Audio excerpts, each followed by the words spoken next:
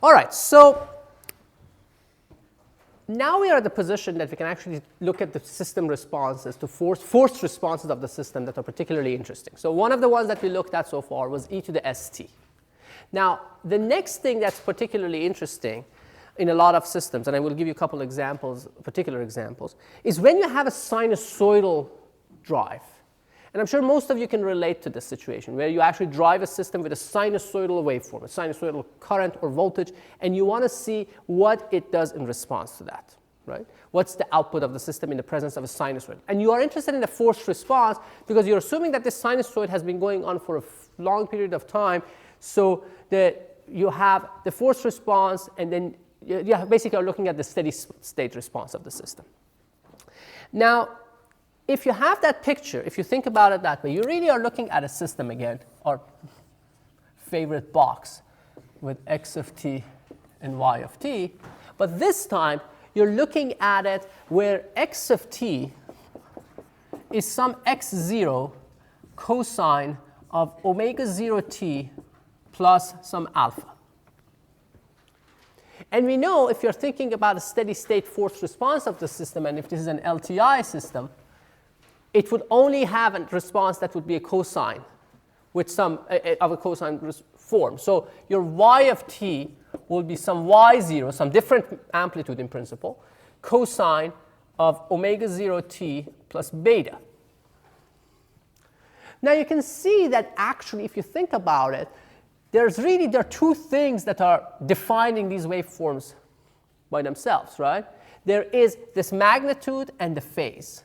This magnitude and the phase of the response. And this is what we use to kind of define what we call a phasor.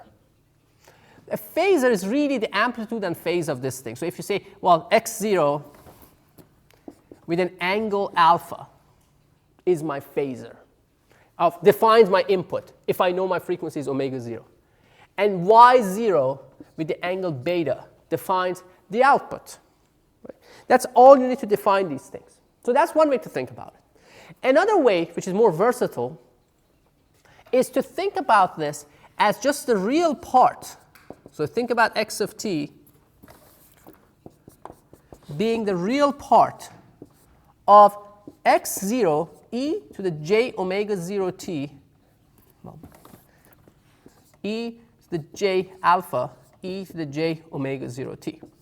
Because we know this is e to the j omega 0 t plus alpha, right? And you know that's cosine of omega 0 t plus alpha plus j sine of omega 0 t plus alpha. So the real part of that is this.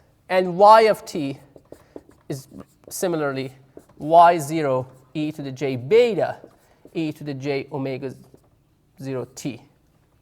So the part that's really defining this thing, describing it, is this and that. These two parts define and describe these functions. So essentially, you can think about these as the phasors. So these are the phasors. You can think about the input being described by x0 e to the j alpha, and the output being described by y0 e to the j beta, which is nothing but a polar representation of a complex number, right? So this is x0, and this is alpha. Right? So what is happening really, you can think about this as a vector with this magnitude and this initial phase that's rotating with the angular frequency of omega naught. And what you're looking at really is the projection of this thing on the real axis, which is the cosine, which is the real part, which is also the definition of cosine, right? So the only thing is that, so this produces this waveform. And similarly, for the y, for the output, it would be at a different phase and a different magnitude, but this produces the same thing. Again, it's a rotating vector. So what we really are doing, we are thinking about these vectors in the rotating frame of reference. So instead of thinking about these vectors constantly rotating, because we know that both the input and output vector are rotating, so one of them is, let's say this is the input and the output vector, right? So they're going to, you know, this has an initial phase of alpha, this one has an initial phase of beta, and they're rotating together. Since they're rotating at the fixed rate of omega together, their relative position remains the same. So it doesn't really matter. This part of it you can actually kind of take out and say, this is this stationary vector in that rotating frame describes my input, and this stationary vector in that rotating frame describes my output. Does this make conceptual sense so far? So why is it useful? Because now you can define transfer functions by saying, okay, I have h. Now this time, since your perturbation is only a function of the frequency, it's a cosine and sine. It's not a perturbation that's actually going it's not a complex perturbation. It's a very specific perturbation. It's really defined by omega. So in general, you can define it as h of omega, which you can define as y over x, the phasor y over phasor x, which is basically y naught angle beta divided by x naught angle alpha, which would be y naught over x naught angle beta minus alpha, which is the angle between these two vectors. An easier way to see this is if you write these as those complex quantities. If you write it as x naught e to the j, y naught e to the j beta and x naught e to the j alpha is y naught over x naught e to the j beta minus alpha, right? Which produces the same result. It's the phase difference. So the magnitude of this transfer function is this, and the phase of it is that. Of course, these are in general functions of omega. So in principle, you can write this h of omega. This h of omega now is also a complex number, as you can see, in general, right? Because it has a magnitude and it has a phase. Remember, the magnitude of e to the j beta, to e to the j anything is what? 1. So all of the magnitude part is captured here, and all the phase is captured in this. That's the strength of this notation, this complex numbers. That's why we use them. It allows you to treat the it basically decouples the magnitude and the phase. It's a polar representation, essentially, of a Cartesian set of numbers, a pair of numbers. So this essentially has a magnitude part and a phase part. Now, sometimes people, it would make sense to write it. It would make sense to write it this way, but it would actually make even more sense and makes it consistent with everything else if you write it this way.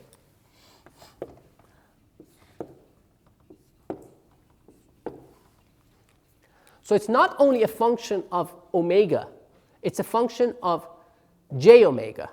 When you say that, you're saying more actually about it, right? You're restricting it more. Now, why did I put that j omega there? First of all, you can see it's a function of j omega, because you have all the e to the j omegas here.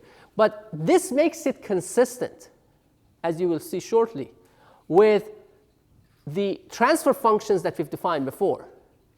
So this is essentially nothing but h of s, where s is j omega. In other words, evaluating the h of s, the transfer function of the system, on the j omega axis. Which makes sense because you're looking only at sinusoidal perturbations, right? And sinusoidal perturbations are represented by those things on the j omega axis. Because things that are off axis, in general, were exponentially decaying or exponentially growing sinusoids, or if they were on the real axis, they were exponentials, regular basic exponentials, growing or decaying, depending on which half plane they are in, right? Make sense? Okay, so that's basically it. And this phasor rotation allows you to define different things. So if you know this, for example, you can find your output y of j omega as a function of input x of j omega. So if you know what the associated phasor, in other words, phase and magnitude of the input is, then you can multiply it by the transfer function and produce the output, which is again a special case of what we had for h of s, x of s and y of s. But it's a useful thing because doing this allows you to calculate the transfer functions in a pretty straightforward fashion. So using this notation, for example, you can write impedances. So as a for example, so you can write an impedance as V of j omega divided by I of j omega for a two-terminal device.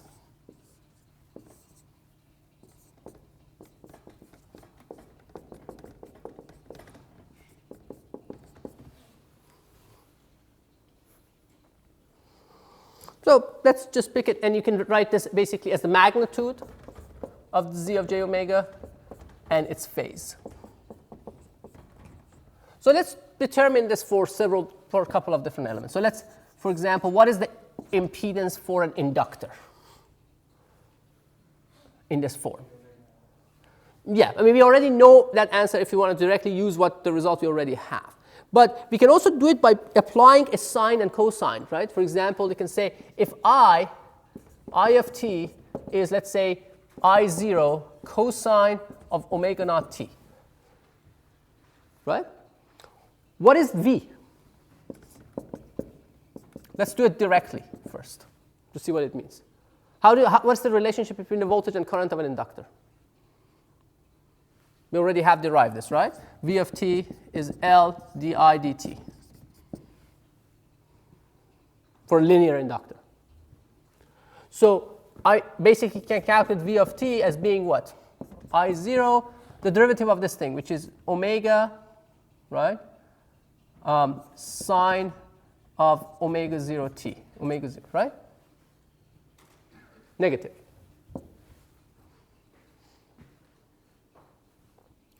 So, but I want to write both of them in terms of cosines because I want to find the relative phases. So how can I write this in terms of a cosine? What is the sine of t in terms of cosine of t? So you can write it basically, I want to write it in terms of something times cosine of omega 0 t plus some alpha.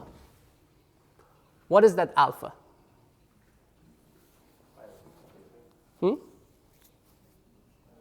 Pi over 2, right? And you can see that, right? If you look at this, so if this is, let's say, this is cosine of alpha, this is sine, negative sine. So if this is the cosine, this is the sine of alpha plus p, pi over 2, right? So you can write this as I0 omega naught cosine of omega 0 t plus alpha. So what does that tell you? What does that tell you in terms of the response? And I forgot and the current voltage, there would be an L, right? There's an L, because there's an L up front. I dropped that L.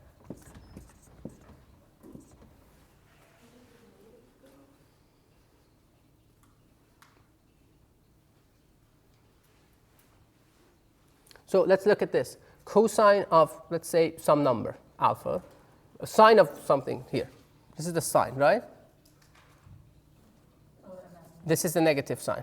This is the negative cosine. So this length and that length, but it's in the other direction. So that minus sign cancels. So what you have here is that you see the magnitude of this thing is scaled by what? By L omega 0, the ratio of, so if you want to find the z of omega. So what you have here is that z is L omega naught times the phase difference of these two. So cosine of pi over 2 over cosine. So what generates a phase of pi over 2 in complex domain? What is e to the j pi over 2? Think about it. So this is 1, this is j vector, real and imaginary vector, right? So pi over 2, unity vector in this direction. What's this point? J. So this is j, right? So it is j L omega 0, or j omega L, which should not be that surprising because you remember what z of s was, right? What was it? Ls. So now if s becomes j omega, and that's why we show it as j omega, then you get that. So I'm not saying really anything new. It's just a different way of calculating things. In a way, it's actually a pretty boring concept because you already have done all of this. It's just a way of playing with the complex numbers and manipulating them. Similar thing for, you can do a similar thing for a capacitor, and then you will see that Z is going to be 1 over Cj omega naught. Z of omega, Z of j omega. For a capacitor. You can do a very similar thing, and it shouldn't be that surprising. Now, the good thing is that now once you're in this domain, you can do KVL, KCL, you can write everything, your impedances and admittances and everything in those terms. And then that allows you to calculate things directly. So, I don't know, let's just do an example of a phasor, just to give you a sense of how things are. So, if I tell you, okay, my voltage is, come on. So my voltage is, let's say, 4 plus 3j volts. So what is the phasor representation of this thing? If my input voltage is that, what is it in phasor domain? Well, you're taking something from a Cartesian set of coordinates, right? So this is 3 and this is 4, and you want to find what the phase and magnitude of this vector is. So what is the magnitude of this thing? 5. And what is its phase? Oh, yeah, it's tan inverse of 4 over 3. Which, I don't know, it's just, oh, I'm sorry. No, sorry, I had it the wrong way. This is incorrect, right? Because the real part is 4, and the imaginary part is 3. So it's this vector. And this becomes 3 over 4. So which basically becomes 5 with an angle of 36.9 degrees.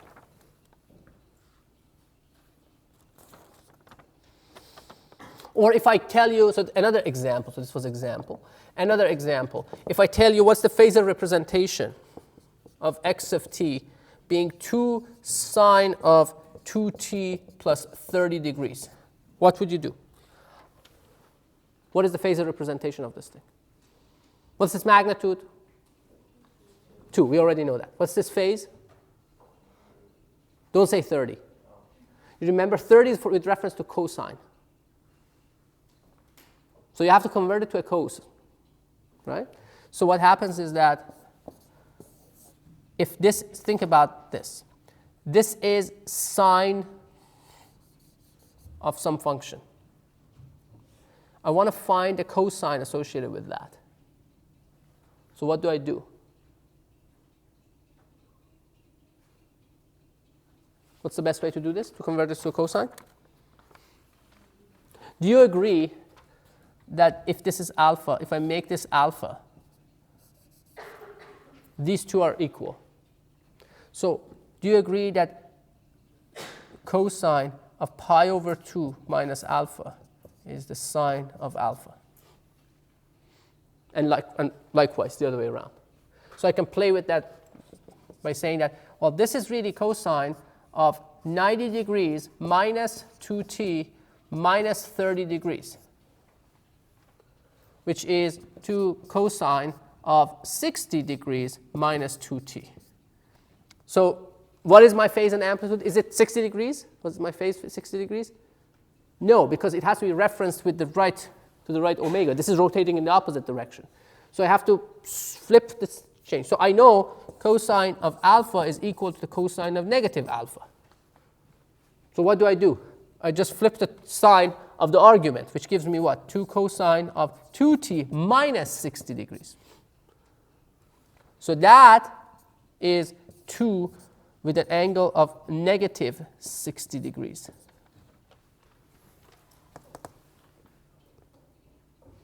Right? These are pretty straightforward calculations. I just wanted to make sure that you're comfortable with them.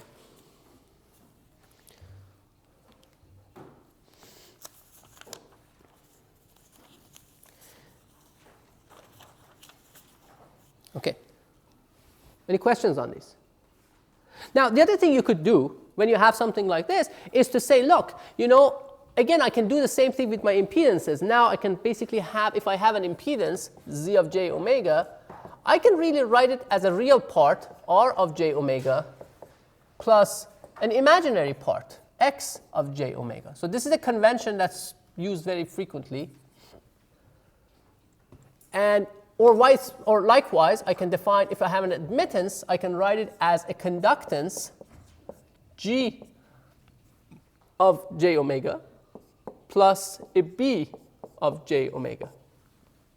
So they really have 6 quantities here, 2 complex quantities, z and y, and 4 real quantities, r, x, g, and b. And they have 6 different names to make your life easier. So what are the names? We know this. What is the name of this guy? Z? Impedance. Right? And what is this? Admittance. What is this? Resistance. What is this? You know this? Conductance. You know what this is, right? Reactance. And who does know? Does anyone know what this is? This is called susceptance.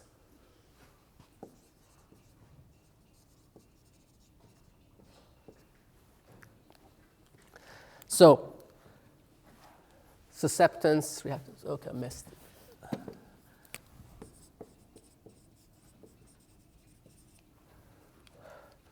So, I mean,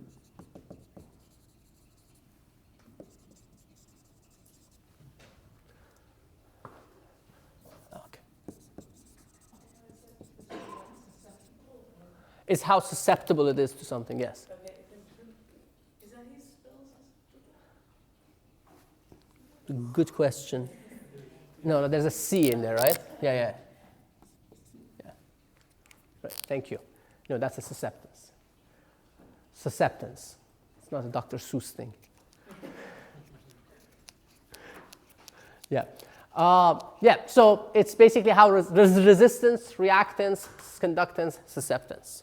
Now, why is this important? Because it allows you to basically define an impedance. If you know it's driven by a sine and a cosine constantly, to deal with that way. Now, I said in the beginning that sine and cosine are important drives, but what kind of systems are the ones that actually use the sines and cosine drives? Can you think of some?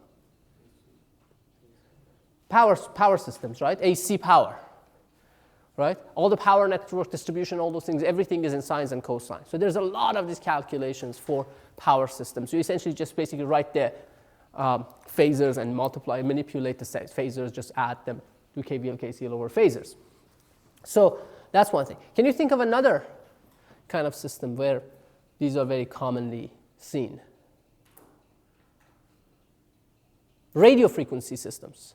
All of the wireless communication system and all those things, because they use usually a carrier, a narrowband system. So it's a sine and a cosine that's being modulated for the information, but more or less the primary drive, for example, when you're making an amplifier, power amplifier for RF, or if you're making a low noise amplifier to receive something and all those things, those are mostly sinusoidal drives. So you deal with them like this. You deal with them in these terms. Now, one of the interesting things is that, for example, if I give you something like this, if I gave you an LC, right, at a given frequency, at one frequency, let's say at omega naught of 1 hertz, just for the sake of argument. And this is 1 ohm and this is 1 Henry. So what is the resistance here? Is 1 ohm. And what is the susceptance? So it's R. And what is X? Also 1 ohm. Both have units of ohms. Because this is, remember, reactance here is going to be J, or not, it's going to be omega L. Because the admittance of this thing is J omega L. So the J is taken out, so the X itself is omega L. So this times that, 1 hertz times 1 Henry gives you 1 ohm. So But the interesting thing is that at that frequency, there's another network that also gives you 1 and 1, right? So how can you convert? So if I have 1 plus j, and can you think of another network so what if I write it as something, how about this, 1 over 1 minus j? What is this? So this is, let's say I have something that looks like that.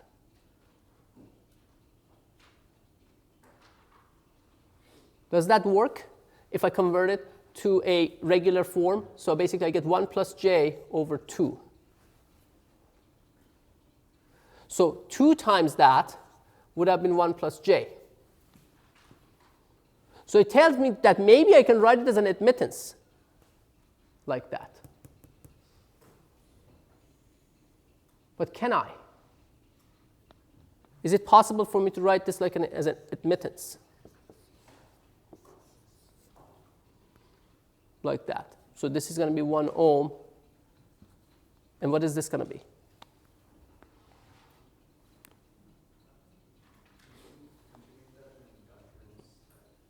If I make this, okay, so yeah, so I could make it an inductor or a capacitor, right? Do I have a choice? So if I make it an inductor, then what does it look like? Correct. The admittance would be 1 over Lj omega, right? And therefore, if I want to write it as so it becomes negative j over L omega. And I can choose the L so that this gives me that. So I can basically make this a 1 Henry. So it's an interesting thing. So it says, well, it really has to be 2 of that, right? 2 times that. So it's 2 and 2 because of that transfer. So this says they are equivalent. It sounds like it, right? Is that true? Are they equivalent? Only at that frequency. So it says that if you're operating at a very well-defined narrow frequency, you can replace this network with that network. Because they would produce both the same impedance at that one frequency. But their behavior versus frequency is different. But if you're operating at a single frequency, then you have a lot more leeway, because you can play all these games, because you're just trying to match 2 numbers to another 2 numbers, right? Okay, so that's for that. Now, when you're dealing with AC systems, there are a couple of calculations that are important, right? I mean, you want to calculate the average of an AC system or power and things of that sort. So we'll spend a little bit of time talking about that briefly. Again, there's nothing very profound about them, but I will just do it. So if you have a signal that's periodic with a period of t,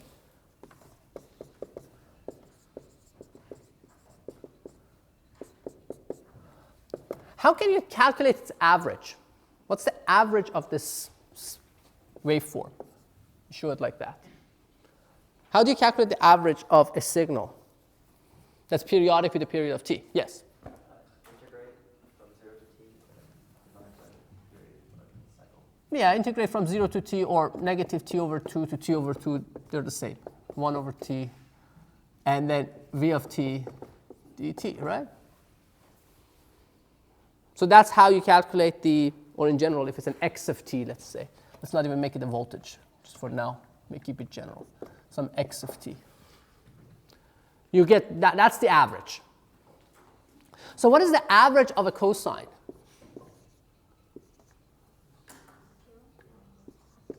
Right. And what's the average of a sine? 0 as well, right? So these are obviously 0. What is the average of a cosine squared? 1/2, right? How do you come up with that? You know, cosine squared is 1 plus cosine of 2 omega 0 t over 2. This still averages out. You're left with the 1/2. And the same thing for cosine of omega. Yes. Sine of square of omega 0 t is 1/2. Right? Because in that case, for the case of a sine, this becomes negative. Still, that part of it doesn't matter anyway, because you average it out, and that's gone. Now, one thing that's interesting is that if you have an element, so these are obvious things at this stage, but one thing that's kind of interesting about it is that if you have an element with a current I and a voltage V, And they're both sinusoidal. So let's say we are in this phasor domain. So you have I of t, that's cosine of omega 0 t plus, times I0. And then you have a v of t, that's v0 times cosine of omega 0 t plus some phi. Because in general, they would not be in phase, as we've seen in several examples. What is the power delivered? So the power, instantaneous power, we know from the first lecture, is the product of these two, or maybe second lecture, I don't remember. Right? And that is basically I0 times V0 times cosine of omega 0 t and cosine of omega 0 t plus phi. But now if you're looking at an average power, what is it going to be? So it's average of that thing, which basically those come out of the integration. So you have an average of cosine of omega 0 t times cosine of omega 0 t plus phi. So what is this average, if you use that definition? So think about it. It's a product of two cosines, right? What is the product of two cosines? Can you write it as the sum and difference of two things? It's so cosine of alpha cosine of beta is 1/2 cosine of alpha minus beta plus beta plus 1/2 cosine of alpha minus beta, right? So if I use that, I get two terms. I get I0, V0. For the first one, both of them have 1/2. So I get average of the sum, which gives me cosine of 2 omega 0 t plus phi plus 1/2 I0, V0 cosine of theta. I'm sorry, phi. Right, the difference. So what is this average? What is it? 0. By that, right? Doesn't matter if you add a phase to it. It's just shifting it. So what is left is that the average power is going to be 1/2 of peak voltage and peak current product times cosine. And what's the average of cosine of phi? What's the average of a constant? The constant itself, right? So it's cosine of phi. This is called the power factor.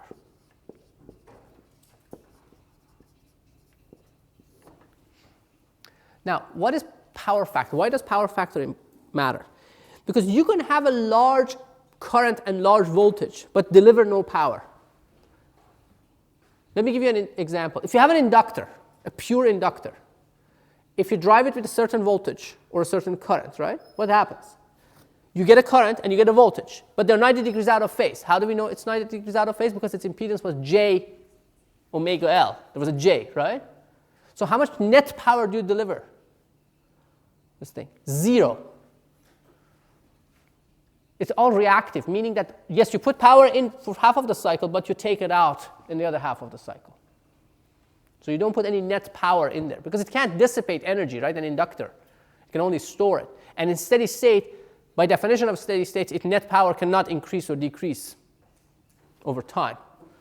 So the net power has to be 0. It doesn't dissipate energy. So it's all reactive. How do we see that? Because if you remember that J in the impedance, right? The impedance of an inductor is J omega L. J means phi is what? What is e to the j? I'm saying, what is j? What is j as e to the something? What is e to the j pi over 2, right? What is this phase shift? 90 degrees, pi over 2. What's cosine of pi over 2? 0. So that's how it's captured here. Right? Make sense? So this is the power factor, sometimes shown as PF. And that's important. Actually, when you do power delivery in the power network, in the power transmission network and power generation, these fluorescent lights have actually look inductive because of the way they operate. So if you have a large number of these fluorescent lights, sometimes your power factor starts going one direction. The same thing is true about big electric motors. The big electric motors have big they appear inductive to the network. So they start creating a leading power. They call it leading if it's positive, and it's lagging if it's negative. They create a lead in the network. And that's not good for the network, because the network doesn't like that, because it means that it is constantly delivering power within a period and then taking it out. Delivering, taking it out. And when you start doing that, yes, you're not using net power there, but the distribution network is basically wasting power every time you're putting it in and taking it out, because it has some efficiency, right? So you're trying to adjust for that. So how would you adjust for that? Let's say you have a big electric motor and you're trying to make an adjustment so the power factor is proper, or becomes, or phi becomes small. How can you do that? Yeah. Use a capacitor, right? In parallel, because what it does, at that particular frequency, you can make the reactance of the capacitance to be equal. Well, in this case, it would be the susceptance of the capacitance, because it's in parallel.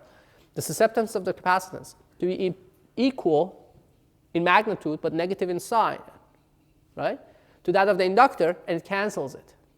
So what's really happening is that when there's this power exchange within a cycle, right? You remember, we said with half of it, for a little bit of it, it takes power, and then for the other half of it, or for the other part of it, it returns the power. What happens in this cycle? Yes, it does. The motor still does that, but it does it instead of with the network, it does it with a capacitor. So for the period of time that it needs the power, capacitor is the one that's providing it, and vice versa. And that's achieved by setting its susceptance to be exactly the same magnitude and opposite sign, opposite polarity of the network. Okay. Does that make sense? Okay. Any questions? Right. So this is a pretty straightforward, actually, part of this discussion. But now it leads us to something that's even more, I think it's interesting, which is, we are going to start the conversation today, and we are going to continue it next time, which is, what can you say about systems that are cascaded? So if you have a cascade of systems, let's say you have let's say for the sake of argument, you have 3 systems.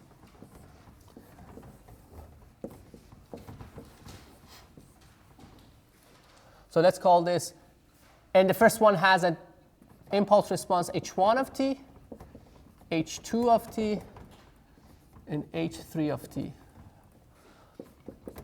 And they're associated h of s, right, the transfer functions.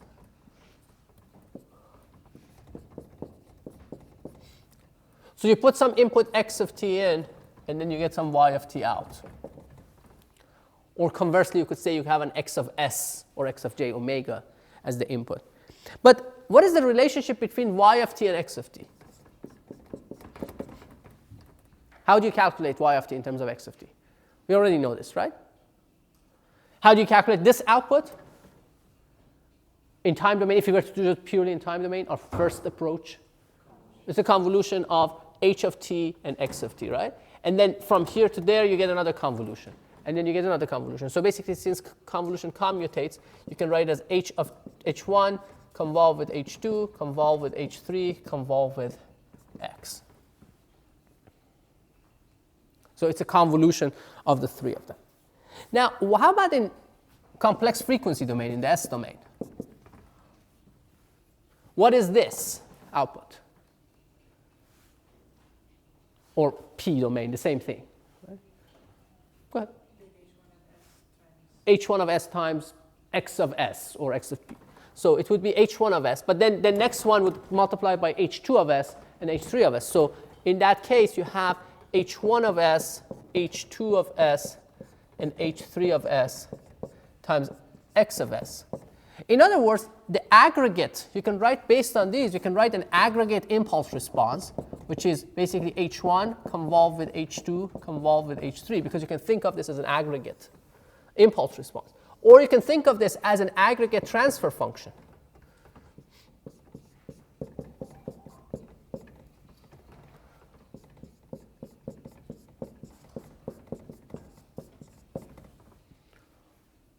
Okay?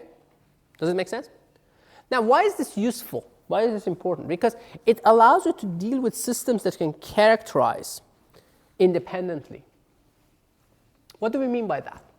So what happens is that you can characterize systems independently, and the overall transfer function is just a product of them. And you will see soon that we can actually turn this into a sum.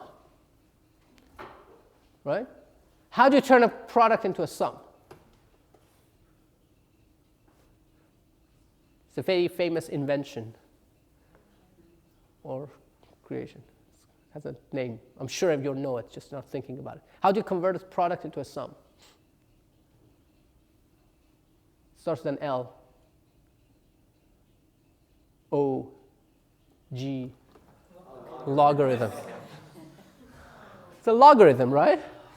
That's the whole point of a logarithm. The reason they created logarithm was but multiplication was not as easy as addition. So they said, okay, well, if you have these tables, each number corresponds to some, log tables, yeah. I mean, nobody uses them. At some point, some people were made to memorize them, but anyway. It's before our times, fortunately. So now, so that's the question. So how do we do that? Is there a way that we can actually use this concept to characterize systems in such a way that you can actually characterize them independently and then use that result? And that's called a Bode plot. So what do we mean by a Bode plot? So let's start with a picture again. Something that you haven't seen before. Of course you have. So let's say you have something like this, a system but let's say this is in the lab. So you're sitting in the lab and you have an input. You want to kind of say, okay, you're given a black box that has an input terminal. What really it looks like, probably the black box has like two terminals. You can apply some sort of a signal source, and then you can take the output, probably hook it up to an oscilloscope, and look at the waveforms that come out. So you have knobs and whatever. So the probe connects to the output, and I'm going to just skip all of that. So this is your system. So how do we go about characterizing this thing? So if I give you a black box right now and say, well, go next door to the labs and characterize this, what would you do?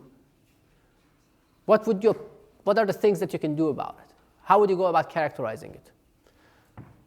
So think about the situation. I'm giving you a black box. Say, go to the lab and characterize. Tell me as much as you can about this without opening it. Yes, Daniel.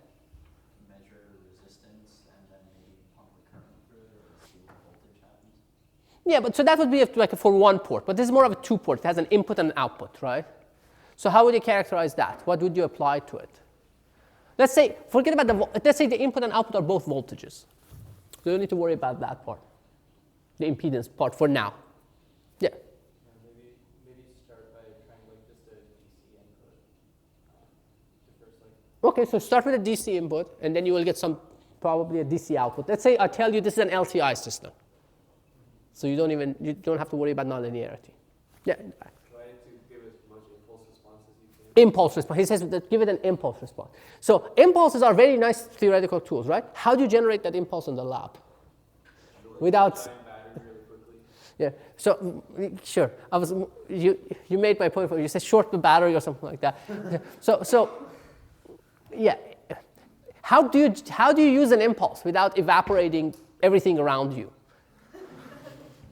A real impulse of energy would destroy things beyond your imagination. So you can make approximations of impulses, right? So you're not making a wrong statement. So you can hit it with an impulse, for example. Now, impulses, as we said, are very nice tools theoretically, but practically to generate them is hard because you can never generate a real impulse. And when you apply impulses to these systems, a lot of things can go wrong. I mean, they go into the nonlinear behavior, things can break inside. So you can have a surrogate for impulse even. You can have a step. But because if it's a linear system, impulse is the derivative of the step, so the impulse response is the derivative of the step response. So you could do that. But again, it's a derivative.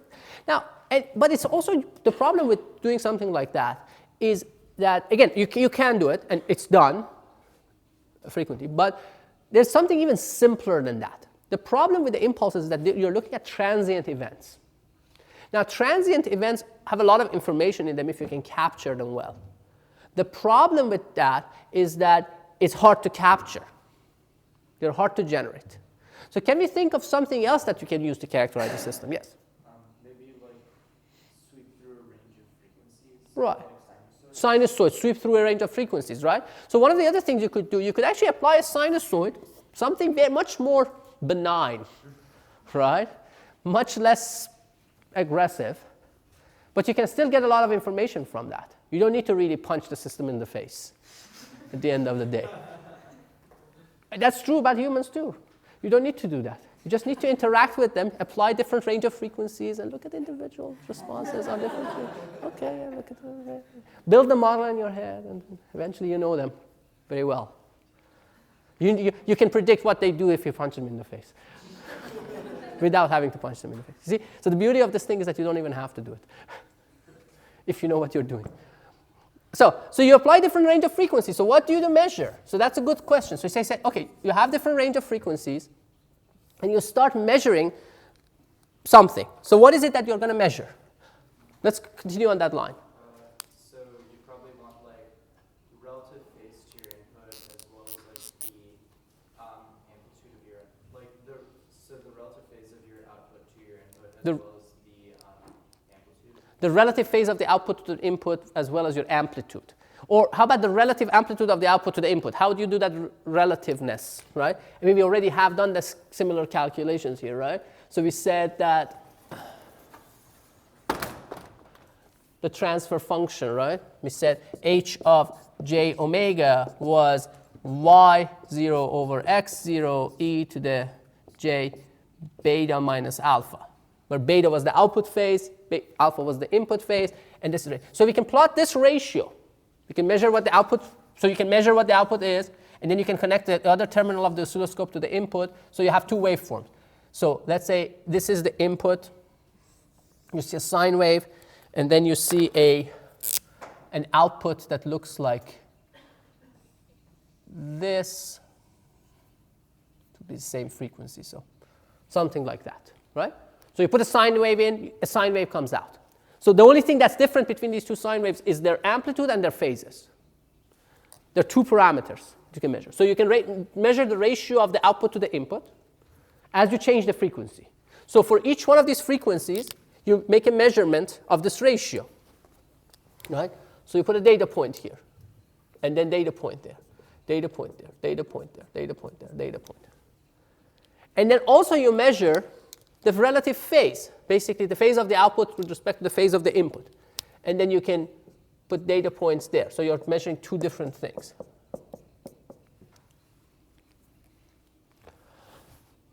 And then, of course, if you do enough measurements, you can get certain things here and certain plots here.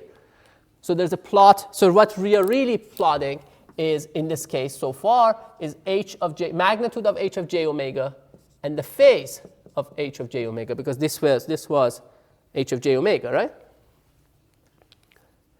The only thing that this does, so now if I have a second system that I've characterized this way, and if I have a second, these are almost called Bode plots. Let's say I have two of these things for two systems, and they're in cascade.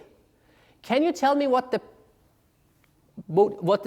this plot would look like for the aggregate, for the compound system, if I give you the individual ones? What would you do to calculate that one? The product of these, right? How about the phase part? It would be the sum of the phases, right? Because when you multiply these e to the j's, the phases just add. But it would be the product of them, right? Because if I have a h1 of j omega, that's magnitude of h1 and phase of h1, right? Let's say e to the j alpha. And the second one, h2 of j omega, that's the magnitude of h2 and the phase of h2. Then the product of these two, which is the aggregate response, becomes magnitude of h1 times magnitude of h2 and the phase of the two added. So that's good, but multiplying two plots is not easy, right? It's a lot better to add them. So how do you add them? Instead of plotting this magnitude, you plot log of it. Not exactly. Well, first of all, you do log base 10. And that becomes, that has a unit, that has a name. That has a name. Does anyone know what the name of that unit is? Go ahead. Not quite. Almost there. That's not decibel yet. It's a bell. It's a bell. And when you, bell is a big unit, so you plot the decibel. So you do this. I kid you not, this is serious. That's what it is. This is a decibel. Deci means 1/10, right? So that is a bell for the guy, Alexander Graham Bell, right? So bell is a big unit, kind of like thinking about microfarads. It's 1/1,000,000th of a farad, millihenries. So this is a decibel, but it has become so common that some people don't even know where it came from. Bell makes more sense. I mean, if you look at it, so okay, well, it's just log base 10 of the number is bell. And then since it's a big number, you want to get more resolution. So 10 times that would give you, so one bell is 10 decibels. So that's the decibel, dB. And you will see it a lot if you're an engineer, if you haven't already seen it enough. Right? So that's decibel. So once you express this in decibel, and you have, so now the beauty of this thing is that you can measure these in the lab with pretty benign systems that you don't have to really look at the transient response and look at it very quickly before it goes away, right? It's not something that you just, if you blink, it's gone, right? It's the sine wave, it's there constantly, and then you put an input, and then you see the output, and you have time to measure it, and then you measure this phase difference in amplitude, and then you plot the 10 log of that, and that gives you, yes. Now, decibel is measured for power, right? So there's another subtlety to make it even more interesting in terms of what that decibel is. Now, if it's a ratio of powers, output power to input power, what is the power proportional to? Let's say if you have a voltage driven across a capacitor. So let's say the voltage across a capacitor is V of t, or V. Some cosine of something, like V0 cosine of omega 0 t is coming across a resistor. What is the power delivered to this guy? Is Vz squared over 2R on average, right? It's proportional to V squared, or I squared, or product of I and V, right? Therefore, if you do this plot, now listen carefully to this. If you do this plot for ratio of voltages, since Bell was defined for ratio of powers, you have to look at the ratio of voltages squared. So output voltage squared divided by input voltage squared. But if you want to do it for the direct voltages, you could calculate that ratio and say, well, if it's squared inside the log, it's times 2 outside.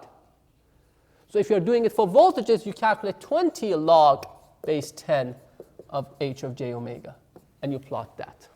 That's where that 20 comes from, if you're dealing with voltages and currents. Because at the end of the day, if you remember one thing, you can deduce the rest of it, which is Bell is the ratio of the output power to the input power. A decibel is 10 times that. If you're looking at voltages, you have to look at the output voltage squared divided by the input voltage squared, which gives you a factor of 2 outside the log, so it becomes 20 log of the ratio of the output. So if you're doing it really this way, what it means is that 20 log of V out over V in, or I out over I in. Make sense? Good? Anyway, any questions?